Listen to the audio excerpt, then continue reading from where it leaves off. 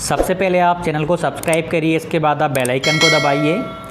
इसके बाद आप टेलीग्राम चैनल को ज़रूर ज्वाइन करिएगा। शिक्षक भर्ती से संबंधित सारी जानकारियाँ और महत्वपूर्ण गाइडेंस आपको यहाँ पर मिलता है। Welcome to success classes. आशा करता हूँ कि आप सभी अच्छे होंगे, आपकी तैयारी बहुत ही अच्छी चल रही होगी। आज अलका मैम का इंटरव्यू लिया है, बहुत ही शानदार है, आप उसको पूरा देखिएगा। खासकर गर्ल्स इस इंटरव्यू को ज़रूर देखिएगा। लास्ट वाला जो पोर्शन होने वाला है वो स्पेशली आपके लिए है, बहुत कुछ सीखने को मिलेगा। तैयारी कैसे करना है, क्यों करना है, मैनेजमेंट क्या ज़माना है, वो सारी चीज़ें आज आपको समझ में आ जाएंगी। सभी के लिए है, किस तरीके से मैम ने तैयारी करी है, कैसे पढ़ा है, मॉक टेस्ट वगैरह कैसे लगाए, कहाँ से लगाए, और तैयारी की पूरी स्ट्रेटेजी उन्होंने बताई हुई है। तो आप इंटरव्यू को देखेंगे तो बहुत कुछ आपको सीखने को मिलने वाला है। और मतलब वीडियो में बस एक ही छोटी सी प्रॉब्लम हुई है, मेरी वॉइस ही क्लियर नहीं आ पाई। हालांकि वॉइस आ रही है लेकिन डाउन आई है, तो आप इसको एडजस्ट करिएगा। माइक्रोफोन लगा के, आप हेडफोन लगा करके सुनेंगे तो मेरी वॉइस भी आपको बहुत ही अच्छी सुनाई देगी। मैम की आवाज़ बहुत ही शानदार है, बहुत क्लियर आई है, मतलब साउंड उनका ठीक है। मेरा ये थोड़ा सा कनेक्टेड था, इसी से मैंने किया है। मेरा माइक्रोफोन ये कनेक्ट नहीं हो पाया था तो मैंने इसी को कनेक्ट किया था, तो वॉइस में थोड़ा सा मेरा इशू रहा है। तो आप उसको मैनेज करना, अपना मोबाइल का वॉल्यूम तेज़ कर लेना, या फिर आप एयरफोन लगा के सुनेंगे तो बहुत ही अच्छी आवाज़ में आप सुन पाएंगे। तो वीडियो को लास्ट तक देखिएगा, बहुत कुछ आपको आज सीखने को मिलने वाला है। अलका मैम, आपका बहुत बहुत स्वागत है हमारे चैनल पे। तो सबसे पहले हम अलका मैम से ही जानेंगे, वो अपने एक बार परिचय दें ताकि जो भी दर्शक हमें देख रहे हैं, सुन रहे हैं, वो एक बार आपसे परिचित हो सकें। सभी को मेरा नमस्ते। मेरा नाम है अलका सिंह। मैं इस समय प्राथमिक शिक्षक हूँ कटनी में। मेरी स्टार्टिंग स्टडीज़ जो है वो भी प्राथमिक विद्यालय से ही हुई है, पर मैंने ज्वाइन किया है मध्य प्रदेश में और मैंने पढ़ाई करी है उत्तर प्रदेश में। मैंने ग्रेजुएशन में बीएससी करी, फिर उसके बाद मैंने बीएड किया है जिसमें मैं यूनिवर्सिटी टॉपर भी रही हूँ। और बीएड के ड्यूरेशन में ही मैंने तैयारी स्टार्ट करी थी, थर्ड सेमेस्टर से ही। और डिग्री कंप्लीट होते होते मेरा यहाँ पे सिलेक्शन हो गया और मैंने यहाँ पे ज्वाइन कर लिया है। जैसे कि मैम आपने अभी बताया आपने प्राइमरी से एजुकेशन करी हुई है, तो क्या गवर्नमेंट से पढ़ी हुई हैं आप?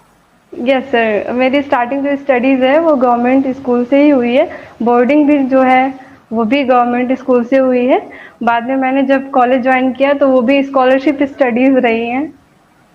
ठीक है। तो मैम अभी देखिए, आपको स्टार्टिंग में बता दूं कि मैम ने बहुत ही अच्छे अंक प्राप्त किए हैं, अच्छी रैंक है मैम की। मध्य प्रदेश वर्ग 3 में चयनित भी हैं, प्राथमिक शिक्षक के तौर पे कार्यरत भी हैं और बहुत ही अच्छा काम मैम कर रही हैं। तो यहाँ पर आज हम जो बात करने वाले हैं कि कैसे आपको तैयारी करना है, किस तरीके से आपको पढ़ना है, ये वीडियो ये मान लीजिएगा कि हर एक टेट के एग्ज़ाम को तो कवर कर ही देगी। बहुत ही इंटरेस्टिंग वीडियो होने वाली है और बहुत ही कुछ आपको सीखने को मिलने वाला है। आप ये मान के चलिएगा कि मैं यहाँ पर एक विद्यार्थी के तौर पर हूँ और आपसे कुछ डाउट पूछ रहा हूँ, वो आपको मैं क्लियर करने हैं। तो इससे बहुत सारे डाउट सभी विद्यार्थियों के क्लियर भी हो जाएंगे। तो एक एक करके, और ये इंटरव्यू हमारा औपचारिकता ज़्यादा नहीं रहेगी क्योंकि नर्वसनेस रहती है कई बार इंटरव्यू देते टाइम। तो बिल्कुल बहुत ही आराम से, गलतियाँ होती हैं एक दो तो बिल्कुल चलेंगी, कोई दिक्कत वाली बात नहीं है इसमें। ठीक है मैम? जी बिल्कुल, जी बिल्कुल। बहुत ही आराम से रिलैक्स होकर के करना है। गलतियाँ दो चार होती हैं तो पॉजिटिव हैं, होता है सभी को।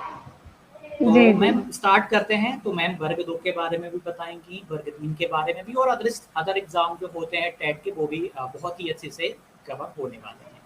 तो एक एक करके हम सारी चीज़ों पे बातें करते हैं। तो मैम सबसे पहले तो हम शॉर्ट में ये जानना चाहेंगे कि आपने वर्ग 3 की जो तैयारी करी है, या मतलब किस बेस पे आप कितने नंबर आ गए हैं, क्योंकि बिना पढ़े तो इतने नंबर नहीं आते हैं। किस तरीके से मैंने वर्ग 3 के लिए तैयारी नहीं करी थी। ये तो बस ऐसे ही हर चीज़ जो भी सरकारी रिजल्ट.com पे फॉर्म आता है मैंने सारी में अप्लाई करके रखा हुआ है, सब एग्ज़ाम देती रहती हूँ। तो ये भी मैंने वहीं से अप्लाई कर दिया था जब लिंक रीओपन हुई थी तब। और मैंने तैयारी जो की है वो मैंने स्टार्टिंग करी थी बीएड सेकंड थर्ड सेमेस्टर से। और उस समय मैं यूपी टेट के लिए पहले तैयार करी थी, फिर हुआ कि सीटेट आएगा तो मैंने सीटेट की तैयारी कर ली। फिर उसके बाद मैंने रीड का भी भरा हुआ था, दिया भी था रीड का, तो मैंने रीड की तैयारी कर ली। और फिर एमपी टेट का हो रहा था, तो मैंने एमपी टेट का जब एडमिट कार्ड आया था तो उस समय मैंने टेस्ट सीरीज दे ली थी। बाकी जो मेरी प्रिपरेशन थी वो अदर एग्जाम की रही है। तो टीचिंग सेक्टर ऐसा होता है कि चाहे किसी भी स्टेट का दीजिए, लगभग लगभग सिलेबस जो है बिल्कुल, मैच रहता है, तो सबसे उसी तरीके से सबसे ऐसे बढ़िया। हो गया। हाँ हाँ। तो ये बहुत सही है, मतलब एक तरीके में देखा जाए तो ऐसा नहीं है कि स्पेशल आपने केवल वर्ग 3 की तैयारी करी थी, लेकिन नहीं अदर नहीं, एग्ज़ाम वर्ग की तीन की तैयारी तो करी। जी अदर जी। एग्ज़ाम की वजह से आपका ये थोड़ा-सा अच्छा पेपर गया, अच्छा हो गया है। तो हाँ एक हाँ चीज़ बस। मैम यहाँ से ये निकल एक चीज़ यहाँ से ये निकल के आ रही है, जहाँ तक मैं समझ पा रहा हूँ कि जो तैयारी करने वाले विद्यार्थी रहते हैं, उनकी मेहनत बर्बाद नहीं जाती, कहीं न कहीं काम जी आता जी है। जी। आप पढ़िए कहीं भी, कुछ भी रहे, पढ़ाई जो है काम ही आती है, ये इस तरीके से चलता है। मैंने तो एमपी के बारे में सोचा भी नहीं था, बस मस्ती में एग्जाम दे रही थी। बहुत अच्छे ऐसा है। अंकों के साथ क्वालीफाई भी हो गया, लेकिन एक चीज़ तो है जी कि जी। आपने मतलब इनडायरेक्टली आपकी तैयारी थी, जी जी थी। और ये ये यहाँ पे पॉज़िटिव जो है। करंट वगैरह के क्वेश्चन रहते थे, तो मैंने पेट हमारे यूपी में होता है, उसकी तैयारी मैं कर रही थी, जो जीके वगैरह उसमें काफी अच्छी लेवल का आता है, तो वहां से और क्वेश्चन की हेल्प हो गई थी। और जो पैडा वगैरह है वो तो सब जगह का सेम सेम रहता है। तो ऑल ओवर टीचिंग एग्जाम ऐसे होते हैं, टीचिंग सेक्टर में जो भी होना चाहता है उनके लिए यही है कि आप एक बार हर एग्जाम का सिलेबस पढ़ लीजिए, और जितने भी एग्जाम आए एग्जाम दीजिए, ये ना सोचिए तैयारी है नहीं है, बस एग्जाम हाँ, दीजिए। हाँ। जस्ट यही है। अभी ये अभी यही चीज़ मैं कल या परसों एक वीडियो में समझा रहा था कि भैया आप जी सभी यदि जी। टीचिंग की तैयारी कर रहे हो, तो आपके पास में हम्म। डीएसएसबी हो गया, केबीएस हो गया, एनबीएस हो गया, यूपी के या बिहार के, राजस्थान के जो भी एग्ज़ाम्स हैं, हर एक एग्ज़ाम का, हर एक टीचिंग एग्ज़ाम्स का जिसमें आप एलिजिबल हो, सिलेबस आपके जी पास जी में जी। होना चाहिए। क्योंकि बहुत सारी चीज़ें हाँ कॉमन होती ही हैं। हाँ, जब तक आप एस्पायरेंट हैं तब तक आप सरकारी रिजल्ट डॉट कॉम पे फेसबुक समझ लीजिए, उसको रोज खोलिए, देखिए आप किस फॉर्म के लिए एलिजिबल हैं, जस्ट अप्लाई तो एंड एग्जाम ये दीजिए बस। वेबसाइट है, ये वेबसाइट है कोसी के सरकारी result dot com. Yes sir. तो यहाँ से मतलब जॉब्स वगैरह के बारे में पता चलता रहता है। हाँ हाँ सर, यहाँ पे तो सारी क्या करना डिटेल्स पड़ता है आती आपको? रहती हैं। तो क्योंकि मुझे बस इसके वहाँ पे बारे में ज़्यादा जाइए इन्फॉर्मेशन नहीं है। हाँ, सर, सरकारी रिजल्ट डॉट कॉम टाइप कीजिए, वहाँ पे जाइए, वहाँ पे admit card section, new job और रिजल्ट सारे सेक्शन रहते हैं। मतलब ज़्यादा कुछ नहीं रहता, बस ये रहता है कि अलग अलग डिपार्टमेंट के आपको एक ही जगह पे फॉर्म मिल जाते हैं, लिंक मिल जाती है, आप वहाँ से जाके अप्लाई कर दीजिए। मेरे लिए तो ये बहुत ईजी रहा। जैसे बहुत सारे लोगों को एमपी का सिलेक्शन जब हुआ और यूट्यूब पे बहुत सारे टीचर दिखे, तब पता हाँ। चला कि वैकेंसी भी आई थी। तो जो लोग सरकारी रिजल्ट डॉट कॉम पे हमेशा विजिट करते रहते हैं, उन्हें पता चल जाता है और वो अप्लाई कर लेते हैं, ऐसा है। तो बढ़िया ही है, मतलब इससे बिल्कुल अपडेट रहते हैं कि कहाँ पे कौन सी जी जी वैकेंसीज़ जी। निकल रही हैं, नहीं निकल जी। रही हैं। ठीक है। जो तो एस्पायरेंट मैम है उसको फेसबुक व्हाट्सएप समझे, इतनी अच्छी साइट है वो। बिल्कुल, बिल्कुल। ये जैसे कि मैथ की बात करें तो मैम मैथ आपने किस तरीके में तैयारी करी थी? एक बार ये आप बताइएगा। मैथ मेरा बहुत वीक है, जैसे मैं बायो की बैकग्राउंड से हूँ, तो मैथ मेरा बहुत ज़्यादा वीक रहा है। मैंने यूपी टेट का जो मैथ है उसको टॉपिक वाइज रैमो सर हैं और रोजगारविद अंकित हैं, बहुत सारे चैनल से मैंने ऐसे ही स्टडी स्टार्ट की, एक एक टॉपिक को मैं सर्च करती थी और मैं पढ़ती थी। और जैसे कुछ ऐसे टॉपिक होते हैं जो ऐसा लगता है कि मेरा दिमाग ये कैप्चर नहीं करने वाला, जैसे वो रेखा गणित के क्वेश्चन होते हैं, तो उसको मैंने क्या किया था, उसके क्वेश्चन देखे, सीटेट में उसे कैसा क्वेश्चन पूछा है, यूपी टेट में कैसा पूछा है और प्लस सुपर टेट में कैसा पूछा है, उसके अकॉर्डिंग मैंने पढ़ाई कर ली। और फिर मैथ में मेरे 30 में से 25 28 ऐसे मार्क्स आने लगे। तो मतलब आपने एनसीईआरटी वगैरह पढ़ी है क्या कभी? जैसे कि आपके यूपी में तो कुछ और ही कुछ शायद चलती होंगी। हाँ, हमारे यहाँ जो चलती है वो बहुत मोटी मोटी रहती है, इतना मोटा सा रहता है किताब। एमपी कौशिक का रहता है बॉटनी के लिए, जूलॉजी केमिस्ट्री, ऐसे हर सब्जेक्ट के लिए रहता है। तो उसमें डिटेल चीज़ें रहती है, मैंने वहीं से पढ़ाई करी है। तो मेरा जो साइंस बैकग्राउंड है वो बहुत स्ट्रांग रहा है, मेरे जो केमिस्ट्री वाले टीचर थे वो बहुत अच्छे थे, तो बहुत अच्छे से हो गया। और वो काफ़ी मोटिवेट करते थे पढ़ने के लिए, खासकर लड़कियों को। तो इस वजह से मैंने जूलॉजी बॉटनी बहुत अच्छे से पढ़ ली, और फिजिक्स भी ठीक ठाक ही था। तो साइंस बैकग्राउंड ऐसे तैयार हो गया था। और एनसीईआरटी तो मैंने कभी देखी नहीं, अब मैंने स्टार्ट किया है वर्ग 2 के अच्छा, पर्पज अब से, हाँ, कि मैं उसको देख लूंगी। Yes sir. एक चयन परीक्षा भी आने वाली है, तो हाँ एनसीईआरटी क्योंकि हाँ। एमपी में तो एनसीईआरटी अपने आप में रोल निभाती है अच्छा खासा। हाँ, हाँ। जब मैंने इसका दिया था जो एलिजिबिलिटी एग्जाम है वर्ग 2 का फर्स्ट फेज, तो मुझे रियलाइज हुआ कि एनसीईआरटी पढ़ना जरूरी है। एक आध दो चैप्टर मैंने पहले पढ़ रखे थे, आपके चैनल से के थ्रू ही ऐसे था वीडियो की एनसीईआरटी पढ़े, तो मैंने एक आध दो चैप्टर देखा था। फिर मैंने सोचा मैं थोड़ा एनसीईआरटी देखती हूँ, दो तीन चैप्टर देखा तो उस चैप्टर से जो डिटेल एक्सप्लेनेशन होती है वो काफी अच्छी थी, तो मैंने वहीं से देख ली थी। मैम और जो अभी लोग आपके एन वर्ग दो, जी जी बोल कंटिन्यू। जी, जो लोग एनसीईआरटी समझ लेते हैं, एनसीईआरटी ऐसा होता है कभी-कभी लगता है इसमें तो कुछ है ही नहीं। जो समझ पाते हैं, जैसे वर्ग 2 का एग्जाम दिए होंगे तो समझे होंगे किस तरीके का क्वेश्चन आता है।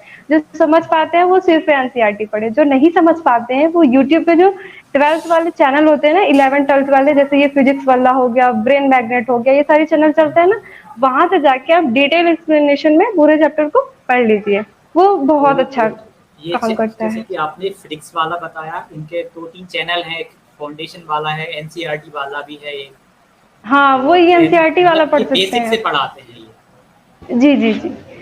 और यहाँ पे तो एग्जाम में वही चीजें आती है, 9th 10th 11th 12th आपने पढ़ ली है टॉपिक वाइज, तो बहुत है। और स्टडीज जो है वो बर्डन की तरह होती है, जो कंपटीशन में तैयारी कर रहे हैं उस उनके लिए। तो इस बर्डन को हटाने के लिए आपको टॉपिक वाइज पढ़ना चाहिए। बहुत सारे लोग ऐसे होते हैं, बहुत सारी चीजें पढ़ जाते हैं, वो किसी काम की नहीं होती। जस्ट अपने सिलेबस पे जाइए, टॉपिक वाइज पढ़िए, और क्या क्या क्वेश्चन पूछा गया है उसको जरूर देखते रहिए। ठीक है, एक सेकंड। हाँ ठीक है। तो ब्रेन मैग्नेट हो गया, फिजिक्स वाला हो गया, तो मतलब यहाँ से कर सकते हैं, यदि बेसिक से बिल्कुल देखना है, समझ नहीं आता तो वो लोग इनको फॉलो कर सकते हैं। हाँ, हाँ। और जिसको एडवांस लेवल में जाना है साइंस के लिए, वो नीट वगैरह के जो चैनल चलते हैं वहां से जा सकते हैं। ठीक है। मैं तो समझती हूँ कि फ्री में सारे कंटेंट यूट्यूब पे हैं, पेड की कोई जरूरत नहीं होती। फिर भी अगर आपको अच्छा लगे तो एक चैनल, जो भी आपको अच्छा लगे वहां पे कर सकते हैं, एक आध बार डेमो हाँ लेने के यदि बाद। यदि बिल्कुल हाँ सही बात है, डेमो ले लो, आपको समझ आ रहा है तो आप वहाँ से भी कर सकते हो। यदि कोर्सेज लेना है तो कोई दिक्कत वाली बात नहीं। हम्म। और मॉक टेस्ट वगैरह, मतलब मैं हर एक एग्ज़ाम की बात कर रहा हूँ, केवल एक एग्ज़ाम को लेकर जी, नहीं कि मॉक एग्जाम टेस्ट की कितने जान होती है इम्पोर्टेंट मॉक है। टेस्ट, जान एग्ज़ाम की होती है जान मॉक होती है, टेस्ट। जी, जी, जी। मतलब मॉक टेस्ट बहुत में ज़रूरी जैसे होते स्कोर हैं। आपके आएंगे, जी, बहुत ज़रूरी होता है। मॉक टेस्ट में जैसे स्कोर आपके आएँगे, रिज़ल्ट भी वैसे ही आने वाला है। मेरे स्कोर जो स्टार्टिंग थे मॉक टेस्ट के, वो वैसे 90 के एवरेज में रहते थे। जब मैंने स्टार्टिंग किया था, मैंने पढ़ाई नहीं करी थी, वो जो पुराना नॉलेज होता है ना, उस पे मैंने टेस्ट दिया था। तो जनरल से मैं पास नहीं थी, ओबीसी से मैं पास हो गई थी। तो उस समय से मैं बहुत रोई कि मैं जनरल से पास नहीं हूँ, और वहीं से मैंने टेस्ट सीरीज़ का एक जो धुन होता है ना, लगाना स्टार्ट कर दिया। जो नहीं आता था उस टॉपिक को एकदम बढ़िया से पढ़ती थी। जब 120 130 तक मेरे स्कोर चले गए, तब मैं रिलैक्स हुई थी कि अब टीचिंग एग्जाम में इतने स्कोर जा रहे हैं, और रिजल्ट्स मतलब भी मेरे वैसे ही आते हैं, ऐसे ही रहे हैं तो जैसे बहुत ही ज़्यादा हेल्पफुल होती हैं ये एक तरीके से। बहुत बहुत। आपको कोई भी टेस्ट सीरीज मिल जाए, जो भी मिल जाए, जैसे मैं लगाती थी बायजूस की, और हमारे यहाँ यूपी में न्यूज़पेपर वाले भी आते हैं, न्यूज़पेपर जैसा पेज रहेगा, वहाँ पे ढेर सारे क्वेश्चन रहते हैं टेस्ट सीरीज टाइप का, वो मैं सॉल्व करती थी ऐसे। ठीक है। और यहाँ पर जैसे हम बात करें, जैसे कि एनसीईआरटी की इम्पोर्टेंस तो आपने बताई, खासकर मध्य प्रदेश में तो बहुत ही ज़्यादा ज़रूरी हो जाती है। जी, जी, यहाँ के एग्जाम जितने भी हैं सब एनसीईआरटी पर ही आते हैं। हाँ, और मैम जैसे कि कोई सीडीपी करना चाहे, मान लीजिए आगे चल के हो सकता है कि वर्ग 3 हो, तो सीडीपी का भी अब एक मतलब अच्छी खासी भूमिका होती है, तो सीडीपी किस तरीके से हम्म। करनी चाहिए कि बहुत ही अच्छी कमांड बन जाए उस पे? सीडीपी मुझे लगता है वर्ग 3 के लिए पहले सीटेट लेवल के जो पैरा टाइप का होता है, यहाँ पे वो भी पूछा जाता है। तो उसको सीटेट लेवल से आप लेट्स लर्न से तैयार कर सकते हैं। और फिर उसके बाद कुछ ऐसे होते हैं जो फैक्चुअल चीजें होती हैं, वहाँ के लिए आप सीधे वही थियोरी सर्च कीजिए। जैसे मोटिवेशन की थियोरी है तो मोटिवेशन की थियोरी सर्च कीजिए, और उस डिटेल एकदम पढ़िए। अलग अलग छोटे छोटे वीडियोस रहते हैं, उसको देख के नोट्स बना लीजिए। इतने में सीडीपी में 30 में से 28 तो हो जाता है काफी अच्छे से। और एक बार यूपी डेट, कहीं का भी आप एग्जाम दे रहे हैं, एक बार यूपी डेट का सिलेबस जरूर पढ़ें, वो पूरा कवर करता है। मेरा तैयारी जो रहा है वो उसी से हेल्प हुई है। जी, जी। तो आपने यूपी यूपी डेट टेट के वगैरह सीबीट सुपर टेट की तैयारी करी हुई है मैम आपने? जी, जी, जी, मैंने यूपी टेट सुपर टेट ये सब तैयारी करी है।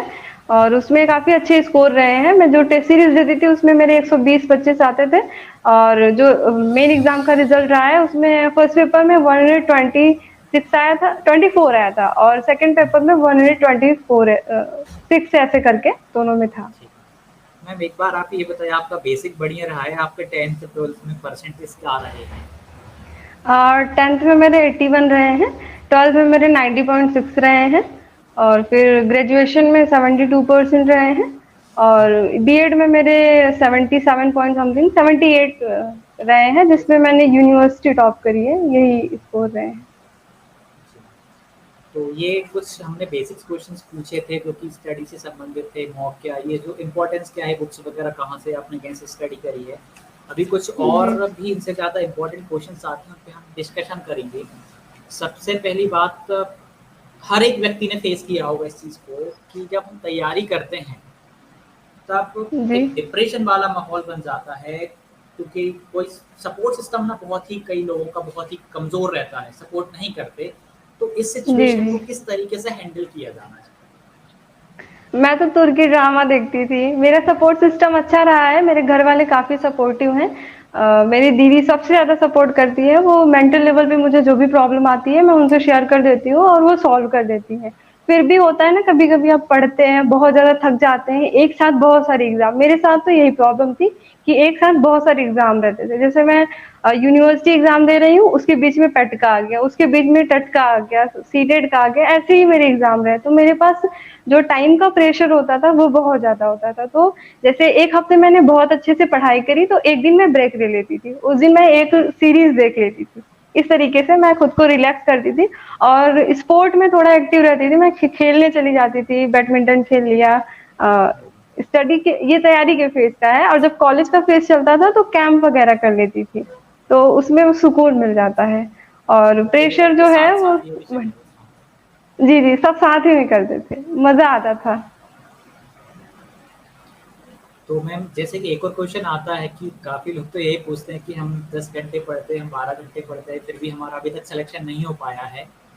तो कितने घंटे में मतलब सिलेक्शन तक कोई पहुँच सकता है? जैसे इस ये नंबर ऑफ जो आवर्स स्टडी वाले वो मायने नहीं रखते हैं, लेकिन फिर भी कि इतना टाइम तो कम से कम कोई व्यक्ति दे, कि भाई 3 घंटे, 4 घंटे, 5 घंटे फिर भी। वो डिपेंड करता है कि आप किस तरीके के लर्नर हैं। जैसे स्लो लर्नर है तो आपकी फिजिकल कैपेसिटी ज़्यादा होगी, ऐसा देखा जाता है। फिजिकल कैपेसिटी ज़्यादा होती है तो आप 5-6 घंटे बैठ सकते हैं। अगर फास्ट लर्नर है तो 2 घंटे ही आपके इनफ है। तो वो टोटली आपके ऊपर डिपेंड करता है। पढ़ाई कोई मंदिर का घंटा नहीं है जिसको गिन के बजाया जाए। बस इतना कीजिए कि सिलेबस पूरा हो जाए, बस। मल्टीपल टाइम सिलेबस पूरा हो जाए, इतना इनफ होता है। और जो मेरा मल्टीपल यही चॉइस रहा है। क्वेश्चंस, हाँ, मल्टीपल चॉइस क्वेश्चंस आजकल जो एग्ज़ाम्स में आते हैं, जैसे मान लीजिए कोई एमसीक्यू वाला एग्ज़ाम देने जा रहा है, जिसमें कि मल्टीपल चॉइस क्वेश्चंस के अलावा जी, आंसर जी। राइटिंग तो करनी नहीं होती है। तो जी, जी। इसमें एमसीक्यू की प्रैक्टिस करना कितनी इम्पोर्टेंस है, मतलब ज़रूरी है या नहीं? बहुत ज़रूरी है। जो राइटिंग एग्ज़ाम होता है उसमें आप याद करके लिख सकते हैं, जो एमसीक्यूज़ वाले होते हैं, कभी-कभी ऐसा होता है कि आपको आ रहा होता है, एग्ज़ैक्ट आ रहा होता है, पर एग्ज़ाम में आप गलत कराते हैं। तो वो हाँ, डिपेंड करता है प्रैक्टिस के ऊपर। और एक चीज़ होती है स्पीड। स्पीड की बात तो बहुत अच्छे से कर लेनी चाहिए। पता है क्या? सब लोग, मैंने देखा है, एग्ज़ाम खत्म हो जाता है पर वो 150 क्वेश्चन तक नहीं पहुँच पाते हैं। और मेरा जो रहा है, मैंने बहुत प्रैक्टिस करी है, इतनी कि मैं मॉक टेस्ट गिन नहीं सकती मैंने कितने लगाए हैं। और मेरी जो स्पीड है वो 20-30 मिनट तो नॉर्मल बच जाते हैं, 40 मिनट भी बच जाते हैं। मैं फिर से देखती हूँ, 1 से आके फिर 150 पे जाती हूँ। तो वो स्पीड स्पीड होती ये है कि प्रैक्टिस पे। मॉक टेस्ट से जी, बढ़, जी। हाँ, प्रैक्टिस से बहुत अच्छी बढ़ जाती है। जी। जैसे जिनका ऑनलाइन है वो ऑनलाइन मॉक ज़रूर लगाएँ, जिनका ऑफलाइन है वो ऑनलाइन ऑफलाइन दोनों लगा सकते हैं, वो प्रैक्टिस अलग चीज़ होती है। पर जो ये तो एग्ज़ाम एमपी ऑनलाइन में होते तो, हैं, यहाँ पे तो एमपी में ऑनलाइन तो होते हैं। ऑनलाइन ही सिस्टम चलता है पूरा। जी, जी, और रिज़ल्ट भी तुरंत आ जाते हैं, यहाँ का एग्ज़ाम में मज़ा ही अलग है। तो हाँ, बिल्कुल। यहाँ पे वहीं पे मतलब ऐसे तुरंत तुरंत पता चल जाता है कौन कितने पानी में है, कौन क्या है। जी, जी। और मैंने वर्ग 2 में देखा था, एक मैडम थी वो बेहोश हो गई थी एग्ज़ाम के ड्यूरेशन में। तो अगर देखिए आपने बहुत मेहनत करी है, आपके रिज़ल्ट्स अच्छे नहीं आए हैं, कोई बात नहीं है, कुछ सिचुएशन होती है, जैसे आपने कुछ और पढ़ा, कुछ और एग्ज़ाम आ गया। अब किसी के हाँ आप इसीलिए भी वो इसीलिए बेहोश हुई होंगी कि घर पे जाएँगे, किसको क्या बताएँगे कि कितने मार्क्स रहे। तो किसी के जजमेंट पे आके अपने हेल्थ को ना खराब करें, ये सोचें कि अभी फिर जो नेक्स्ट एग्जाम आ रहा है उसको पॉजिटिव वे में कैसे ले सकते हैं, कितना अच्छा ही अपने आप को इम्प्रूव कर सकते हैं इस तरीके से।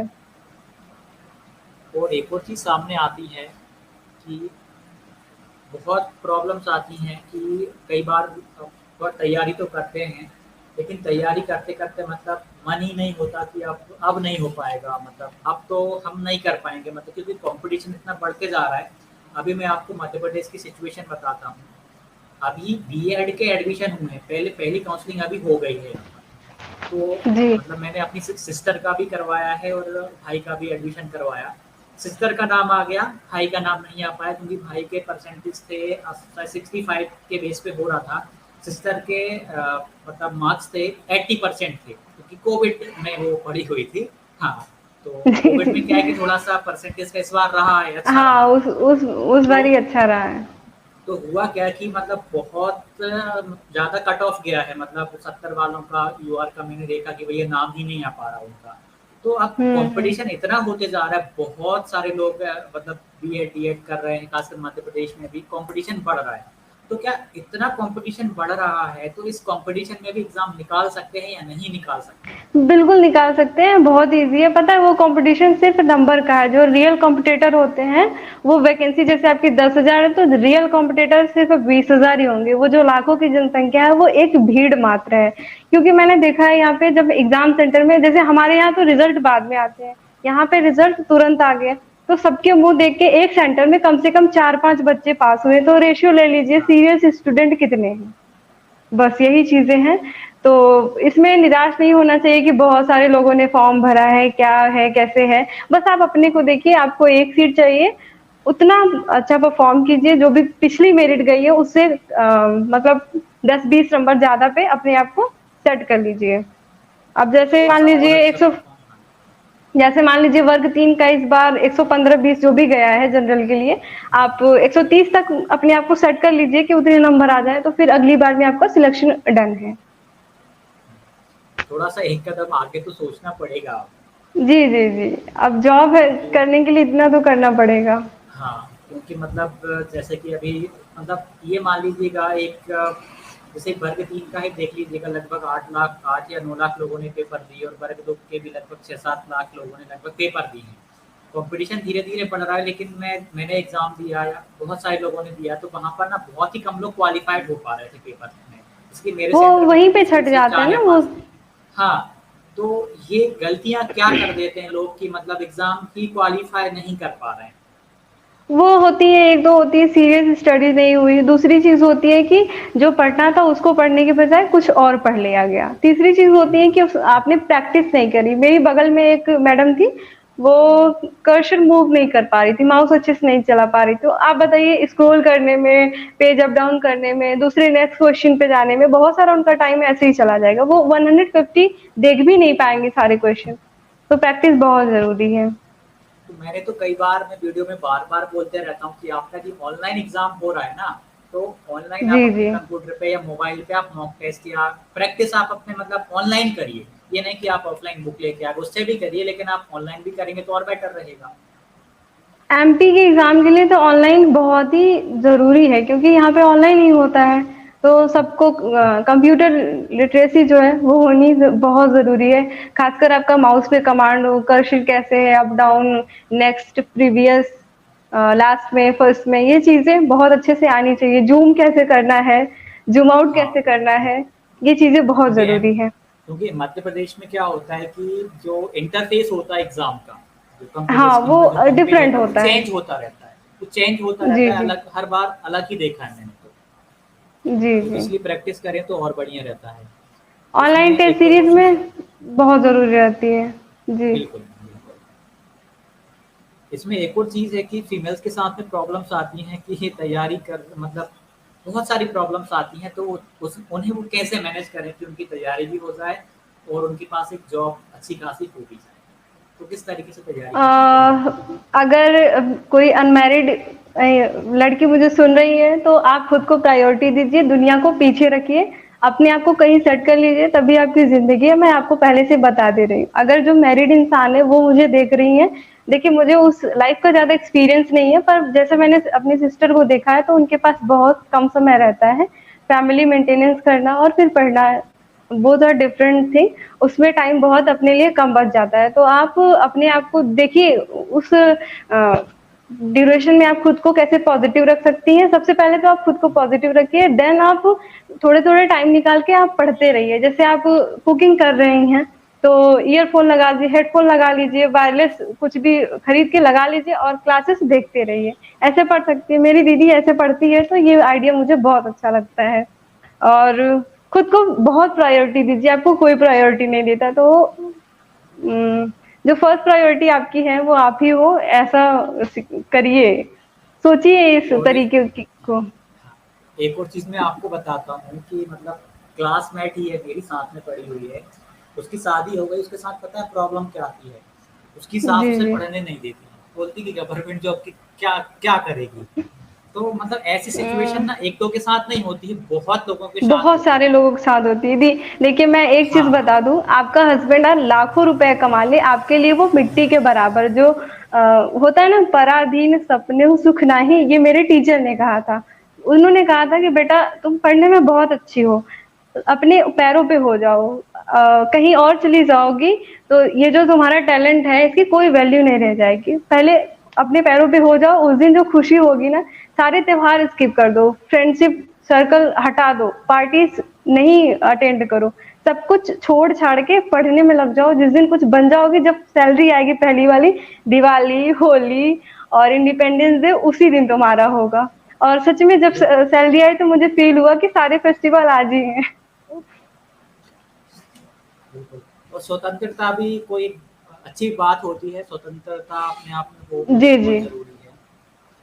तो यदि तैयारी मतलब यदि यहाँ तक पहुँचे हैं, तो थोड़ी-सी और तैयारी कर लें तो और भी बेटर रहेगा।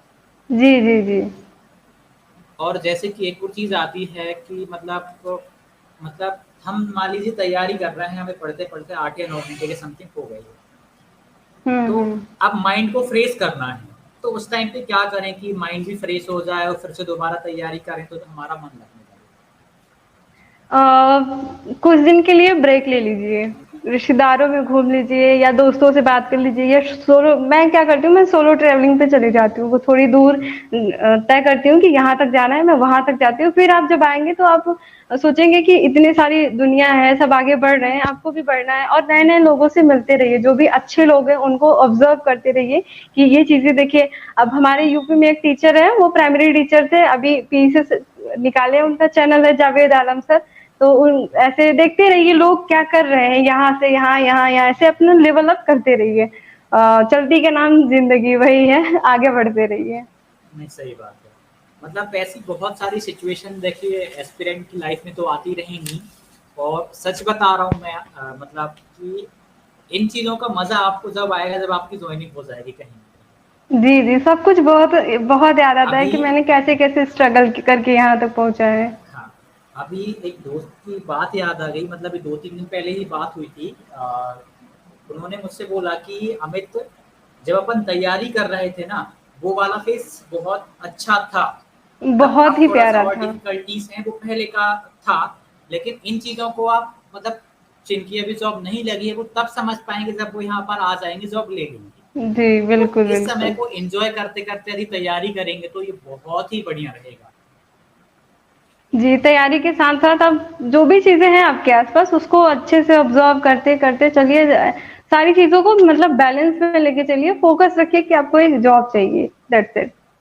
बिल्कुल, ज़्यादा ये भी नहीं कि अब तो मतलब सब कुछ छोड़-छाड़ के बस तैयारी, मतलब नहीं, चीज़ों 12 को घंटे मैनेज उसी करके में चलना लग भी जाएँ ज़रूरी आप, तो हेल्थ इश्यूज़ हो है। जाएँगे ना। बिल्कुल, बिल्कुल, ये तो है। मैम जाते-जाते यदि आप कोई टिप्स देना चाहती हैं, तो आप वो ज़रूर दे के जाइएगा, ताकि मतलब आपको ऐसा लग रहा है कि कुछ बताना है कि स्पेशल आपको गाइडेंस देना है, तो आप ज़रूर बताइएगा। जो लोग तैयारी स्टार्ट कर रहे हैं उनके लिए ये है, मैं ना, आप जब पढ़ रहे हैं ना सेकंड थर्ड सेमेस्टर, उसी में स्टार्ट कर दीजिए। फर्स्ट सेमेस्टर जो टीचिंग डिग्री के होते हैं उसको बहुत सीरियस से दीजिए, सेकंड थर्ड से स्टार्ट कर दीजिए, क्योंकि देखिए आपकी डिग्री भी उतनी ही इम्पोर्टेंट है और जॉब भी, जॉब के लिए ही तो डिग्री ले रहे हैं, तो वहीं से स्टार्ट कर दीजिए। और उस समय आपको टाइम की कमी महसूस होगी, मुझे भी होती थी, क्योंकि उसके साथ में NCC, best shooter, best cadet, ये सब चीजें में मैं पार्टिसिपेट करती थी। तो टाइम की कमी का मैनेजमेंट आप एक ऑनलाइन ऐप से कर लीजिए, कोई भी कोचिंग ज्वाइन कर लीजिए। अगर नहीं भी करते हैं तो भी यूट्यूब पे आपको क्लासेस मिल जाएंगे। अपने टाइम टेबल, एक डायरी खरीद लीजिए, उसमें खूब सारे टाइम टेबल बनाइए और उसके तरीके से मैनेज करते जाइए सब चीज। और हो सकता है, बहुत सारे लोगों ने करके दिखाया है, आपके सामने सर एक एग्जाम्पल है, मैं एक एग्जाम्पल हूँ। आप भी अपने आप को किसी और के लिए एग्जाम्पल बनाइए, आप कर सकते हैं। और और एक अगर और बात फाइनेंशियल प्रॉब्लम है तो कोई ट्यूशन वगैरह पढ़ा सकते हैं, ऐसे जो भी हाँ, है। ये बस भी टीचिंग में ये बहुत अच्छा ऑप्शन है। जी जी, जो भी है बस इतना समझिएगा कि आपसे वर्स्ट कंडीशन में भी रह के कोई बेस्ट किया है तो आप कर सकते हैं, इतना अपने आप पे यकीन रखिए और पॉजिटिव लोगों के साथ रहिए, बस यही है सक्सेस मंत्रा। और एक और चीज़ आती है कि इंटरव्यू वीडियोस जो होती हैं, जैसे कि मान लीजिए मैं अपनी बात ही नहीं कर रहा, मैंने जो बनाया उनके अलावा हम बात करें, बहुत सारे यूट्यूब पर इंटरव्यूज अवेलेबल हैं जिसमें उन्होंने पढ़ने का तरीका बताया है, चीज़ों को कैसे मैनेज करना है ये बताया हुआ है। तो जी, ड्यूरिंग प्रिपरेशन इंटरव्यूज वीडियो देखना कितनी हेल्पफुल हो सकती है एक एस्पिरेंट के लिए? बहुत ज़रूरी रहता है। मैं भगवान की कृपा से वो एक्स्ट्रा ऑर्डिनरी वाली चाइल्ड रही हूँ, मतलब चीज़ें मेरे लिए बहुत इजी रही है, बहुत जल्दी जल्दी मैं कैप्चर कर लेती हूँ, तो बहुत अच्छे से गाइडेंस भी मुझे मिलता रहा है। मेरी दीदी रही हैं और मेरे टीचर्स रहे हैं जो गवर्नमेंट एम्प्लॉई है, वो हमेशा टच में रहे हैं, मुझे मार्गदर्शन देते रहे। और मैंने यूट्यूब पे बहुत सारी वीडियोस देखी और जैसे जैसे मैं थोड़े बहुत सक्सेस के करीब आती गई, जैसे यूनिवर्सिटी टॉप करी, फिर रिजल्ट्स वगैरह आते गए, तो सब लोगों ने मुझसे बहुत सारी चीजें, मतलब जो मेरे आसपास जो मुझे जानते थे, न्यूज़पेपर वगैरह में जब छपा तो लोग मुझसे पूछते थे कि आपने कैसे पढ़ाई करी।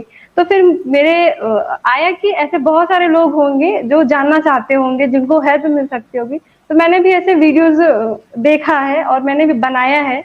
ये बहुत अच्छी चीज होती है कि किसी से आप सीखें, बहुत सारी चीजें सीख सकते हैं, कैसे बिल्कुल, पढ़ना तो है, मतलब कैसे मैनेज करना हाँ, है, ये चीजें होती हैं।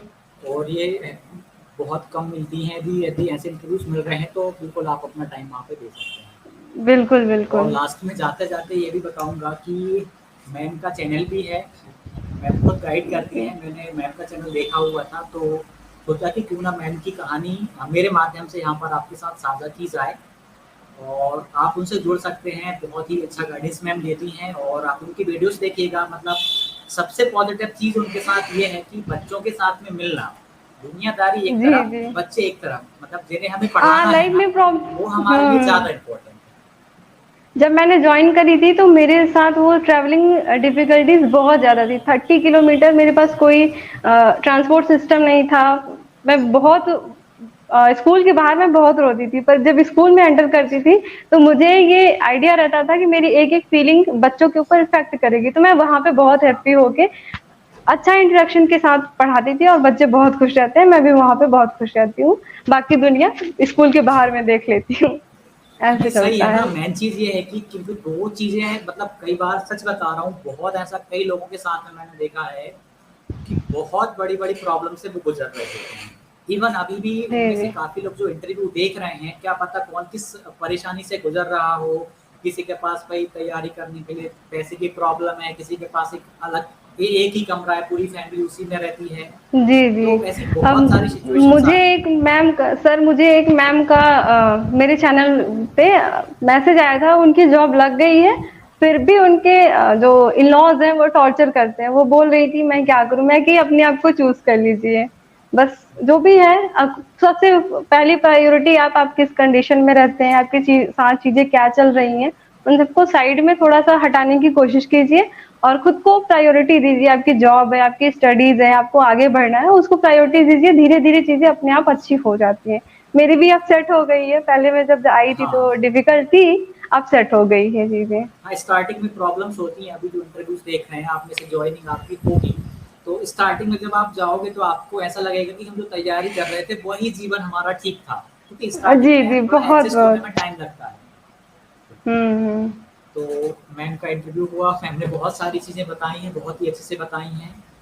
और भी कुछ डाउट है तो आप मैम के चैनल पे जुड़ सकते हैं, वहाँ से हो जाएगा। मैम तो बोली ही नहीं कि मेरे चैनल पे आप जुड़ जाइए, तो मैंने सोचा कि मैं ही आपको बता दूँ कि आप उनसे जुड़ सकते हैं, क्योंकि जो अच्छा काम कर रहे हैं ना, आप उनको एप्रिशिएट करेंगे तो ये आपके लिए ही बेनिफिशियल रहेगा। भाई उनको साहस जी, देना जी। कि आपका काम है। तो जो भी मैं उनको इसलिए देख नहीं रहे हैं बोलती आप हूँ, मैं इसलिए नहीं बोलती हूँ कि सब्सक्राइब कीजिए, आ जाइए, ये मेरा चैनल है, जिसको मन करेगा वो आए। एक बात पॉजिटिव मैम लोग, आपको यहाँ 2 पे लोग बता रहे, पॉजिटिव रहे। मैम एक बात आपको बताता हूँ, यदि आप अच्छा जी काम सर। कर रहे हो ना, सच बता रहा हूँ, मुझे बहुत बुरा लगता है कि जब लोग अच्छा काम करते हैं और उसका प्रचार नहीं करते, वो गलत चीज़ होती है।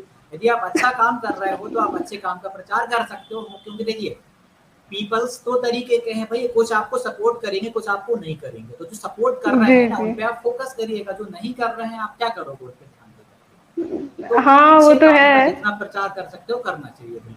अब आपने कर ही दिया है। जिनको अगर जुड़ना हो वो मेरे चैनल पे आ सकते हैं। मेरे चैनल का नाम है study to score. Teaching related और मेरे जो लाइफ की बहुत सारी चीज़ें होती हैं उसमें मैं शेयर करती रहती हूँ, तो आप वहाँ पे जुड़ सकते हैं। जी, okay, thank you so much ma'am, आपने अपना टाइम दिया और अपनी स्ट्रैटेजी शेयर करी कि कैसे तैयारी करना, उसके साथ-साथ लाइफ मंत्रास भी आपने शेयर किए कि कैसे अपने आप को मैनेज करना। तो थैंक यू जी, सो मच जी। मैम और आपने सब सर, एक लाइन में लास्ट में जाते-जाते सभी लड़कियों को कहना चाहूँगी कि आप खुद को बहुत सारा प्रायोरिटी दीजिए, खुद को बहुत सारी प्यार दीजिए और खूब हिम्मत रखिए, आप सब कुछ कर सकती हैं। बस इतना ही ठीक कहना था सर। ठीक है, नमस्ते। क्या आपने भी अभी तक टेलीग्राम चैनल ज्वाइन नहीं किया है तो कर लीजिए, क्योंकि शिक्षक भर्ती से संबंधित सारी जानकारियाँ आपको टाइम टू टाइम वहाँ मिलती रहती हैं। टेलीग्राम चैनल का नाम है सक्सेस क्लासेस बाय अमित धाकड़, और साथ ही जाते जाते चैनल को भी सब्सक्राइब ज़रूर कीजिएगा। मिलते हैं अगले वीडियो में, धन्यवाद।